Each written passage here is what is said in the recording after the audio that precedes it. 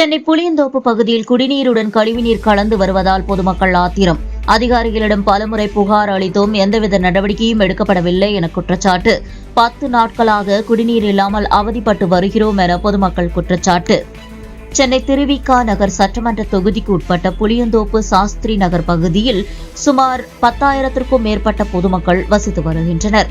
இந்த பகுதியில் கடந்த 10 நாட்களாக குடிநீருடன் கழிவுநீர் கலந்து வருவதாகவும் இதுகுறித்து பலமுறை அதிகாரியிடம் புகார் அளித்தும் எந்தவித நடவடிக்கையும் எடுக்கப்படவில்லை எனவும், மேலும் இந்த பகுதியில் கழிவுநீர் கால்வாய் அமைக்கும் பணி மற்றும் குடிநீர் கால்வாய்களை சீர் செய்யும் பணி நடைபெற்று வருகிறது.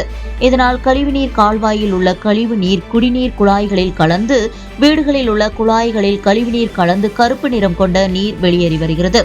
இதனால் அப்பகுதியில் சுமார் 5க்கும் மேற்பட்ட குழந்தைகள் வயிற்றுப்போக்கால் மருத்துவமனையில் அனுமதிக்கப்பட்டுள்ளதாகவும் 4 பெண்கள் வயிற்றுப்போக்கு மற்றும் வாந்தி போன்ற நோய்களால் மருத்துவமனையில் அனுமதிக்கப்பட்டுள்ளதாகவும் கூறப்படுகிறது.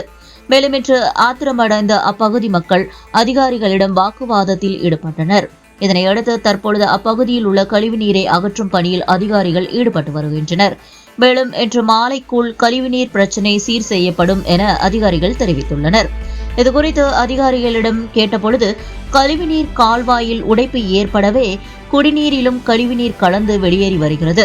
இன்று மாலைக்குள் இந்த பிரச்சினை தீர்க்கப்படும். தற்பொழுது லாரிகள் மூலமாக குடிநீர் விநியோகம் செய்வதற்கான பணியினை மேற்கொண்டு வருகிறோம் என தெரிவித்தனர்.